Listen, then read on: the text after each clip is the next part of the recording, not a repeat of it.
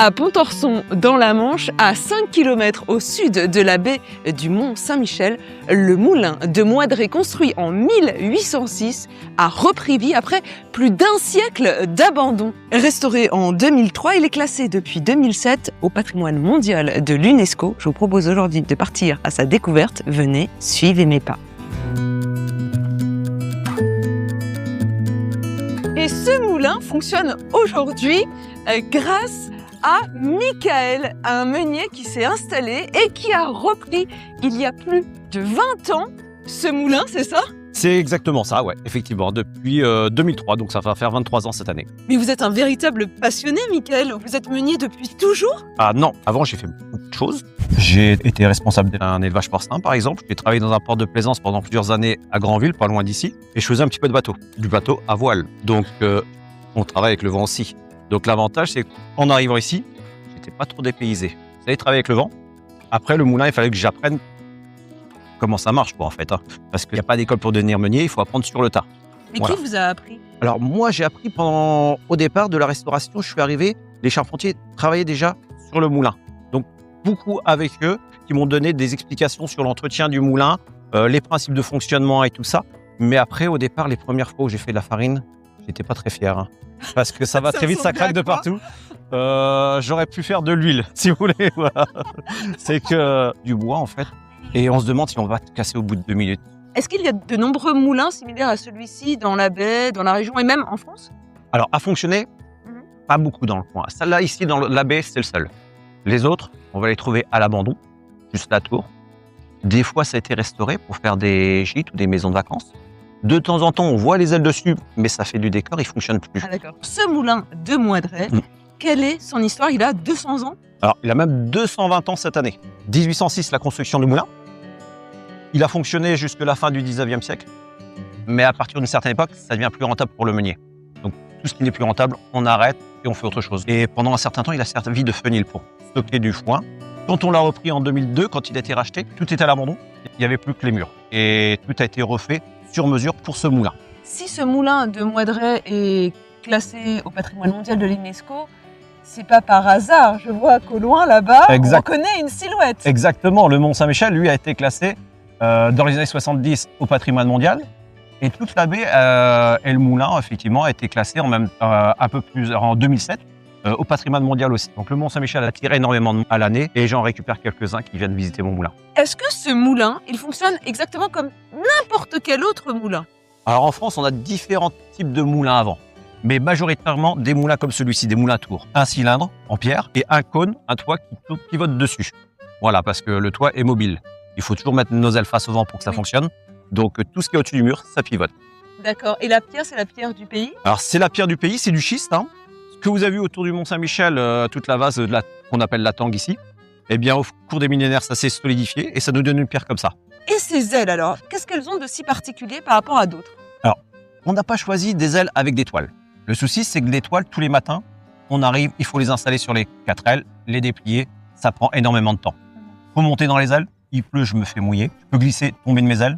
Là, ici, l'avantage de ces ailes-là, c'est qu'en 30 secondes, c'est opérationnel. Et les lames, là, des voiles, c'est quelle matière? Alors, c'est du bois, à l'ancienne. Mais ça risque pas de souffrir des intempéries, s'il pleut, s'il neige, s'il grêle? Et en plus, nous, on est dans la baie du Mont-Saint-Michel, avec les tempêtes, on a un petit peu de sel qui vient dessus. Et là, ce bois-là, il n'aime pas trop, c'est du mélèze. Et donc, pour le protéger, on l'azure tous les 5 ans, la voilure, plus les vergues, les grosses poutres qui soutiennent la voilure. Eh bien, comme on dépend du vent, le vent n'est pas constant, c'est pas une énergie qui est constante comme le courant électrique. Donc, à chaque instant, le moulin, il peut démarrer et accélérer. Donc, il faut toujours être présent quand le moulin fonctionne. Je ne peux pas le laisser travailler tout seul. On ne peut pas tout fourrer au moulin, comme on dit. Je crois que le vent tourne, il va peut-être falloir aller changer les ailes. Exactement. Donc, ce qu'on va faire, c'est qu'on va passer de l'autre côté du moulin.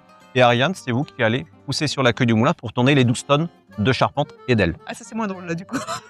12 tonnes? 12 tonnes. Allez, on y va. Mais Michael, ce moulin, quelles sont ses dimensions, son diamètre? C'est un peu plus de 6 mètres de diamètre intérieur, sur 3 niveaux, qui fait qu'on a à peu près 60 mètres carrés au total de surface. Avec 2 étages intérieurs, le rez-de-chaussée, premier et deuxième. Là, on vient de fermer les ailes, mettre le moulin à l'arrêt pour pouvoir déplacer le toit, c'est ça, et se mettre enfin face au vent, parce que là, on n'est plus du tout face au vent. Oui, Ariane, parce que le vent a changé de sens. Donc, ce qu'on va faire, c'est qu'on va pousser sur la queue du moulin qu'on appelle un guivre. Et en poussant dessus, tout le toit va tourner. Et là, je te laisse faire pour nous montrer comment tu es fort. Et tu vois, ça marche. Non mais c'est une blague, c'est impossible. C'est combien de tonnes ça? Alors, il y a 12 tonnes à tourner. 9 tonnes de charpente, 3 tonnes d'aile. Vous pourriez pas venir m'aider, par exemple? Je sais pas, il est meunier, pour m'aider. Alors, juste un petit peu, pour le démarrage. Voilà. Et je le fais tout seul. Allez, je te laisse faire maintenant, vas-y. Super. Voilà, bon, je pense que tu vas t'aider un petit peu. Allez, on redémarre. Ça marche plus. Mais si, ça marche. Allez, on y va tous les deux. Et c'est Ah mais tout. attendez, regardez, quand on va vers le bas, c'est beaucoup plus facile. Exactement, profite du bras de levier. Ah oui, surtout quand c'est moi qui pousse. Allez, on y va. Ah, c'est dur. Non, c'est pas dur. Mais quand est-ce qu'on sait qu'il faut s'arrêter? Alors là, on se fie à la girouette en haut du toit. Et là, dès qu'on est dans l'axe de la girouette, comme là, là, on arrête. Et là, on est dans l'axe du vent. Tout à fait. On va pouvoir redéployer les ailes. Alors juste avant, on va bloquer le toit pour éviter qu'il tourne si le vent tourne un petit peu. Donc là, on a les petites pattes ici, qu'on appelle la chèvre, qui nous permet de bloquer le toit. La chèvre. Pourquoi ça s'appelle la chèvre? Quel est le rapport? Si on regarde de derrière, ça fait un petit peu les pattes de la chèvre quand on la trie. Bon, là, on va remettre en route les ailes, c'est ça à l'intérieur? Là, je vais rouvrir mes ailes, Ok. ça va prendre le vent et ça va redémarrer. Allez, c'est parti, on y va. Je suis sûre que vous avez besoin d'aide aussi. Toujours. On refuse jamais l'aide.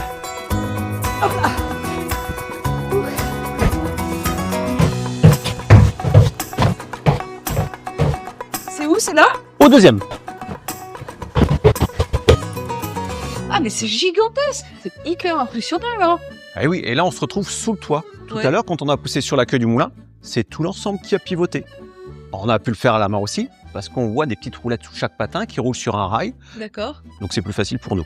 Bon, alors là, nos ailes sont fermées. Il va falloir les ouvrir et faire tourner notre moulin. Comment ça se passe? Alors, ça va être avec ces deux volants. Un volant pour ouvrir les ailes, un volant pour les fermer, Oui. et au démarrage, on le fait avec les mains. Alors là, c'est plus les cuisses qui forcent, ça va être les bras. Et là, il n'y a plus qu'à faire comme ça. Et on force pas tant que ça parce qu'on joue avec son poids. Mais comment vous savez que les ailes sont ouvertes? Parce que vous voyez rien, là. Alors là, je suis à peu près à un tiers de l'ouverture. Mais comment vous le savez? Parce que quand je fais comme ceci, je compte le nombre de dents qui vont passer les unes en face des autres. D'accord. Et je sais toujours à peu près comment sont mes ailes à l'extérieur. Je les vois pas, mais je sais à peu près. On va plus se fier au bruit du moulin pour gérer la voilure. Si le moulin accélère de trop, je vais réduire un petit peu la voilure. S'il fait moins de bruit ou je vois qu'il va s'arrêter, je viens, je rouvre ma voilure. Bon, et alors maintenant que les ailes sont ouvertes, pourquoi j'entends rien, là? Parce qu'on n'a pas beaucoup de vent aujourd'hui, donc je vais les ouvrir encore un petit peu et s'il y a une bonne rafale, il va démarrer. Donc on va attendre la rafale, là, c'est ça? Exactement. Bon, soit un petit son. Voilà, par exemple. Et tu dors, ton moulin va trop vite. Ça vient de là? Ça vient, Tu dors ça vient de là et c'est les médisants qui chantaient cette chanson-là. Les meuniers dorment jamais sur le temps du travail. Alors, on va peut-être pas attendre 8 heures que le vent se lève. Le petit bouton magique, la fée électricité, vient nous aider dans ces cas-là. Et où est-ce que ça se passe? Et oui, on a une assistance électrique comme des journées où aujourd'hui on n'a pas beaucoup de vent. Ah, je sens que c'est ça, le bouton magique. Exact, Ariane. Et là, vous allez pouvoir tourner le bouton d'un quart de tour Dans quel sens? Église une vers la droite. Et logiquement, ça doit démarrer. Moi j'ai eu peur parce que j'ai tout senti craquer, j'ai vu que ça allait s'effondrer. Ça craque, c'est normal, c'est du bois. Et voilà, là c'est parti. Là, il y a beaucoup de pièces de bois. Vous pouvez m'expliquer un petit peu ce que le bois est? Pour l'extérieur, on prend souvent des bois imputrescibles, comme le châtaignier pour la couverture. C'est du bois, mais grâce au tanin qui est dans le bois, ça protège le bois pendant 60 ans sans aucun problème. Par contre, à l'intérieur, là, on voit surtout du chêne. D'accord. Mis à part ici, où là, on met un bois beaucoup plus dur. Ah, mais faites attention à vos mains. Il est fou. Il met son doigt dedans. Non, de ce côté-là, je risque rien, c'est de l'autre côté que je risque. Oui, certes. Mais quand même. Et c'est mes doigts, je fais ce que je veux. Ah, mais je m'inquiète pour vous, c'est bienveillant. Donc là, ici, on voit qu'il y a un petit peu d'usure ici. Alors, c'est un bois local, du cormier, Ok. un bois très très dur, mais qui me permet de tourner à très haute vitesse. Par contre, si on fait une erreur et qu'on casse, on va casser que les dents. C'est pour ça qu'on met pas de fer ici. On lubrifie régulièrement. Ouais. Dans le temps, on mettait des graisses animales comme du suif ou du saindoux. Maintenant, c'est de la graisse minérale. D'accord. Et moi, c'est terrible parce que je n'ose pas trop bouger. Dès que je me lève, dès que je bouge, j'ai l'impression que mes cheveux vont être attrapés par les engrenages. J'avais peur. C'est pour ça que les meuniers ont toujours les cheveux courts comme moi. Et c'est pour ça, j'imagine qu'on ne doit pas porter certaines choses sur nous. Non, il faut pas avoir par exemple des chemises avec des manches qui pendent ou des écharpes parce que ça peut se prendre ici par exemple. Et voilà. Mais on rigole pas parce que moi j'ai un vieux meunier qui m'a dit une fois que sa grand-mère était morte comme ça. Non. Son écharpe s'était prise là C'est horrible. et elle est morte étranglée. Mais où est-ce que se trouve la meule ici, en fait? Normalement, ça tourne ici, je la vois pas. Alors la meule, elle est pas loin de nous. Et là, je vais vous demander de vous lever parce qu'elle est juste ici. Ah d'accord. Voilà. Ah super. C'est Donc- quoi comme pierre? Alors là, ici, c'est une sorte de silex. On a récupéré des pierres qui viennent de Seine-et-Marne, de la Ferté-sous-Jouarre, qui sont spéciales pour faire de la farine. Ici, on a du granit dans la région, mais pas très bon. Il est trop vieux, il est trop friable, donc il faudrait trop de sable dans la farine. D'accord. Et là, on a deux meules. Une fixe, qu'on appelle la meule dormante, et une au-dessus qui tourne, celle qu'on voit, Oui. qu'on appelle la meule volante. C'est la meule du dessus qu'on va baisser pour venir écraser le grain, mais les deux travaillent. Mais il n'y en a qu'une qui bouge. Mais Michael, quel type de farine vous produisez ici? Alors, principalement du sarrasin et du blé. Rien d'autre. Sinon, on peut faire de l'orge, de l'avoine, du seigle si on veut. On est dans une région où on a pas mal de cultures et on est assez polyvalent. Et le grain, où est-ce qu'il est? Alors, le grain, il est stocké en bas Oui. et il va falloir le monter au deuxième étage. Ah bah je vais vous aider. La bah, force. je veux bien. Ah, bah alors on en a des grains et des sacrés sacs. Voilà. Et c'est ces sacs-là qu'il va falloir qu'on monte jusqu'au deuxième étage. Ouais, bah pas de problème. Hop là. Ça fait 25 kilos. Mais il y a une autre solution que de faire comme ça. M'aider meuniers. par exemple. Par exemple, où les meuniers étaient plus intelligents que nous maintenant, ils évitaient de forcer et on va monter le sac à travers les étages, comme ça. Ah, Et mais c'est le c'est vent qui va génial. travailler pour nous. Ah mais c'est les ailes du moulin qui vont tourner, qui vont actionner la corde. Tout à fait, tout est relié aux ailes. Si les ailes tournent, tout peut fonctionner avec le vent et on évite de forcer. Super, donc tout se passe là-haut. Donc il faut remonter au Donc deuxième. on y va, venez. C'est du sport ici. Hein.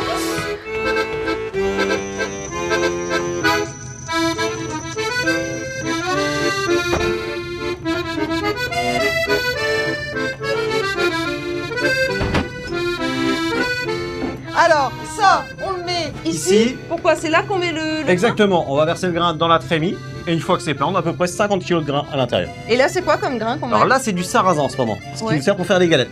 Ah, normal. Typique de la région. Normandie. Eh bien, Voilà. bien sûr. Donc du sarrasin. Et ça, je peux en goûter? Bien sûr, oui. Et vous allez sentir le petit goût du sarrasin, mais avec donc une c'est grosse coque tout autour.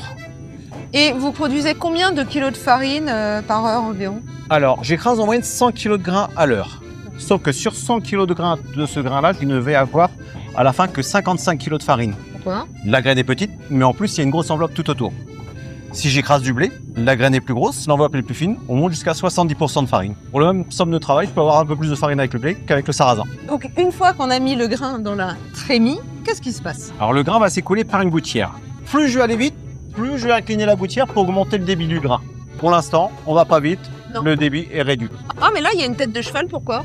Alors si vous écoutez bien le bruit, ça ressemble au sabot du cheval. Pour l'instant, mon cheval est au pas. Oui. Comme je vois pas le moulin comment il tourne, je vais tout gérer à l'oreille. L'ouïe est très importante. Et quand j'entends mon cheval qui trotte, voire qui va jusqu'au galop, là je peux envoyer du grain dans les meules et avec de la vitesse, le grain va bien partir sur les côtés. Oui, parce que là, le grain, il reste stagnant. Alors là, oui, ici, effectivement, Il tombe pas du tout. effectivement, on entend le pas du cheval, il n'y a pas assez de vitesse, le grain a du mal à descendre déjà dans la gouttière. Avec de la vitesse, ça va taper plus vite, plus fort, le grain va tomber beaucoup plus vite. Donc vous êtes en train de me dire que ce cheval doit aller au trot, voire au galop, pour pouvoir faire de la farine. Entre le trot et le galop. D'accord. Et là, on va ouvrir les ailes pour aller plus vite. Ah, c'est là, les edges. Exactement. Donc qu'est-ce qu'on fait? On tire Ah. sur les cordes? Exactement. Là, je vous laisse la petite corde, c'est Oui. la corde pour ouvrir, et là, vous venez bloquer le volant. Alors, vous tirez bien fort à partir de maintenant, Oui. et je vous laisse faire. Si on tire sur la grosse corde, même si on est dans le noir, on va pas se tromper entre le frein et l'accélérateur. Oui. On va sentir le diamètre de la corde, je viens bloquer ici. Et là, je referme mes ailes. C'est d'ici qu'on va gérer la vitesse. Là, j'ouvre mes ailes et je me tire. Oh, mais ça me soulève. Ouais. Alors, C'est super dur. non, c'est pas super dur. En fait, je force pas parce que si vous regardez bien avec mon pied, je bloque la corde avec mon pied, je mets tout le poids sur la corde. Ah, le Donc, tricheur, mais il ne dit pas ses astuces aussi. C'est normal, j'en garde quelques-unes pour moi. Alors, maintenant que le moulin a 100 balles un petit peu, j'imagine que ça y est, notre grain est en train d'être roulé. Alors là, on va pouvoir lâcher la gouttière. Et là, on va écouter le cheval. Le cheval. Ah, mais oui. Et là, je vais mettre un peu plus de pente pour qu'il y ait un peu plus de débit. Ah, mais il trotte bien là. Et ça y est, regardez, regardez, regardez, ça tombe. C'est amusant parce que quand on observe tout le mécanisme, on a l'impression d'être au cœur d'une horloge, d'une montre géante. Et puis on peut même, regardez, sonner les heures. Oui, mais cette montre-là, elle va pas sonner les heures. Cette petite clochette nous sert juste à voir s'il reste encore du grain dans la trémie. C'est-à-dire, ça sonne quand c'est vide? Exactement. Quand je suis pas toujours à cet étage-là pour savoir s'il reste du grain, ma clochette, qui est très lourde, va tirer sur une petite corde qui est ici. Ouais, Ça va me ramener la planche qui est ici vers le fer carré. d'accord. La planche va se faire secouer. Je vais entendre d'en bas. Je vais remonter et remettre du grain dans la trémie. Ou alors pour dire, Mickaël, au travail. Et c'est la même chose. Voilà, c'est ça, exactement Votre ça. épouse, elle utilise la C'est le même moulin chose. qui me le demande plus poliment. Voilà. Mais c'est une véritable animalerie ici, parce que je vois un cheval là. Tout à l'heure, là, juste derrière, regardez. J'ai vu qu'il y avait un chat. Et on a également une petite souris qui est juste là-bas. Ah oui. Qui est forgée. Et ça, c'est un petit clin d'œil à l'histoire. Dans le temps, les meuniers avaient des chevaux pour porter les sacs ou tirer la charrette de grain. D'accord. Le chat était dans le moulin pour manger les souris. Et éventuellement, il pouvait y avoir des petites souris. Maintenant, on évite d'avoir les souris. Le chat est interdit de rentrer parce qu'on va pas retrouver des poils de chat non plus dans la farine. Pas terrible. Et le cheval, j'en ai pas. Donc là, Bon. c'est un petit clin d'œil. Moi, je trouve qu'on a bien bossé. Et ce que j'aimerais, c'est récolter le fruit de mon travail. Où se trouve la farine, le grain moulu, où est-il? Alors la farine, on va commencer à la retrouver au premier étage. Ah bah on y va. Alors, on redescend d'un étage. C'est encore un autre espace très singulier. C'est quoi? C'est des instruments d'astronomes? Alors ça, on voyait ça sur les vieilles machines à vapeur. Ça s'appelle des maslottes d'inertie. Et c'est ce qui va nous gérer le débit du grain dans les meules. D'accord. Comme le moulin n'a pas une vitesse constante avec le vent qui va accélérer ou ralentir, lui va gérer en direct le débit du grain. Alors les meuniers ont appelé ça plus poétiquement les coucougnettes du pape. Vous retiendrez le nom que vous voulez. Et le premier nom, c'était quoi? Je me rappelle plus, donc du coup, c'est les coucougnettes du pape, évidemment. Je vois que- Et là, C'est- le grand axe au centre, qu'est-ce que ça? C'est Alors, celui c'est qu'on ce qui voit supporte les meules. Le fer carré, est devenu fer rond. ici. Ouais. Et avec ce volant ici, on va pouvoir gérer l'écartement des meules. Quand je tourne mon volant dans ce sens, l'axe se baisse, Oui, la meule de dessus vient écraser le grain et là on obtient la farine. d'accord. Donc plus je la tourne, plus ça va écraser fort. Plus on va broyer le grain, mais si on serre trop les meules vont se toucher. L'usure, ce sera du sable pas très bon dans les gâteaux, mais là j'ai deux silex qui vont me faire des petites étincelles qui tombent dans la poussière de farine, mais la farine est inflammable voire explosive. Donc là je me le fais au moulin et là on perd 400 000 €, c'est le coût de la restauration il y a 25 ans. Ah, ça vous est déjà arrivé un accident grave comme ça ici? Non, c'est pour ça que le moulin est encore en état. Vous avez tous vos doigts? Tous mes doigts, Toute faites votre pas de tête? tête.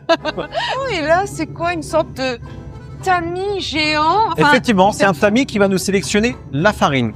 Une fois que ça sort des meules, la farine est mélangée avec le son. La farine va arriver avec le son dans le tamis à l'intérieur. Et là, on va sélectionner la fine farine pour faire nos gâteaux. Et comme le tamis est légèrement incliné, les plus gros morceaux vont descendre vers la droite. On joue toujours avec la gravité. D'accord. Et derrière vous, juste ici, un tamis avec un maillage un peu plus grossier. On va trier la grosse farine, les petits morceaux de son, la farine complète pour faire le pain complet. Mais là, comment ça se fait qu'on ne voit pas un grain de farine? Rien Alors là, du tout. cet hiver, il est extrêmement humide. Là, mes murs sont encore pleins d'humidité. Et si je commence à fabriquer, la poussière de farine va voler partout. Ça va se coller au mur. Et après, je pourrai plus rien nettoyer. Donc, je vais attendre que le moulin, ça sèche un petit peu. Donc, D'accord. d'ici une dizaine de jours, Ok. je pourrai commencer réellement à faire ma farine. Est-ce qu'un meunier au 21e siècle travaille de la même manière qu'autrefois? Alors, dans un moulin comme celui-ci, c'est les mêmes process de fabrication. Par contre, on a des normes d'hygiène qui sont autres. Il faut une traçabilité au niveau des graines, il faut un certain taux d'humidité et il ne faut pas de mélange entre les farines. Donc à chaque fois que je vais changer de variété de graines, il faut tout nettoyer à fond. Combien de kilos de farine vous produisez chaque année? Alors en moyenne, je fais aux alentours de 12 tonnes de farine par an. Après, on pourrait faire plus. Le souci, c'est que je travaille tout seul. Il faut produire, mais il faut après l'emballer, la vendre, Ouais. trouver des points de vente. Donc, plutôt que d'essayer de tout faire en même temps et de faire n'importe quoi, je limite volontairement la production. Allez, on est redescendu au rez-de-chaussée et c'est là où les visiteurs peuvent profiter du travail fourni au-dessus. C'est-à-dire qu'ici, on peut acheter toutes vos farines, mais il y en a plein de différentes. Oui, parce qu'on peut s'amuser à faire des mélanges pour les pains, par exemple. On part du sarrasin avec des farines sans gluten, comme le pois chiche, des choses comme ça. Et puis après, on a des farines de blé, de seigle, de l'orge, de l'avoine. Je dirais que là, on a peut-être une bonne quinzaine de farines différentes. Il y a T65, T80, 45. À quoi ça correspond? Alors, plus le chiffre est gros, plus la farine est complète. Donc nous, on descend jamais en dessous de T65. C'est une farine qui n'est pas vraiment blanche, qui tire un petit peu sur le jaune, mais on a plus de fibres et de minéraux. Donc elle est meilleure pour la santé? Plus digeste. D'accord. Et plus intéressante au niveau des goûts. Des farines industrielles vont être très raffinées. On va parler de type 45, 55, donc très jolie en couleur, très blanche, mais plus de goût. Mais d'ailleurs, effectivement, entre un producteur industriel et un producteur artisanal comme vous, au niveau du goût, est-ce qu'il y a une différence? Est-ce qu'il y a une farine qui est meilleure? Alors déjà, de travailler avec des meules, déjà, on ne peut pas aller très vite. Donc on va respecter plus le grain. On va pas le faire chauffer la farine, donc on va pas transformer sa texture. Et comme on a une petite production, on va sélectionner les graines au départ. Plutôt que d'écraser tout et de remettre des intrants dedans pour améliorer la farine, on joue sur les variétés de graines et on fait des mélanges, un petit peu comme les vins. Qui dit meilleur respect du grain, dit aussi peut-être prix plus élevé que dans le commerce. Ici, on est quoi? Entre 3,20 € et 4 € le kilo environ? Effectivement, on travaille avec un vieux moulin, donc les coûts de fabrication sont plus chers. On n'a pas une grosse production et si on veut arriver à vivre de son métier, on est obligé de faire la qualité plutôt que la quantité. Moi, je joue sur des produits de niche. La farine de châtaigne bio, ça c'est une sacrée niche, mais ça c'est un sacré prix aussi. On est quand même à 11,50 € les 500 grammes. Et oui, mais il n'y a rien qui est industriel là. Le ramassage se fait à la main. Oui. Il faut les sécher. Sur 1 kg de farine, je vais avoir que 400 grammes de farine après oui, il y a séchage. toute la coque. Exactement. Et il faut enlever la peau marron, enlever la peau blanche. Et après, une fois qu'elle est séchée, je peux commencer à l'écraser. Et ça, c'est que de la manœuvre, tout est fait à la main. Et le coût de manœuvre coûte cher, donc ça se retrouve sur le prix derrière. Bon, c'est bien beau de parler des prix, des variétés de farine. Moi, ce que je veux, c'est goûter le produit fini. En fait, on utilise cette farine pour faire quoi? Pour faire du pain, Du pain, des crêpes, des crêpes, des des galettes. par exemple. Quoi Voire d'autre? Des pizzas, Ah oui, la pâte à pizza. des biscuits. Ouais. On peut faire ce qu'on veut en fait avec de la farine, même de la pâte à sel. On va commencer par le pain. C'est du pain de quoi, ça? Alors ça, c'est un mélange de pain avec des graines. Et on voit que là, il y a des graines à l'intérieur, comme du lin brun, du lin jaune. Et il n'est pas blanc parce que là, c'est un mélange de farine. On a un mélange de farine de blé, du seigle, de l'orge et de l'orge torréfiée dedans. C'est comme chez moi, hein. Allez-y. Je te coupe pas même le comptoir. C'est normal. Hop. Alors, on goûte ça tout de suite. Voilà. Hop. Tenez, j'allais vous en donner Eh bien, un merci. morceau, hein. Très bon pain.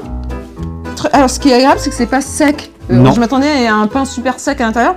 C'est presque humide. On sent quelque chose d'assez frais, d'assez Bah agréable. ça, c'est le mélange de farine qui va donner ça en fait.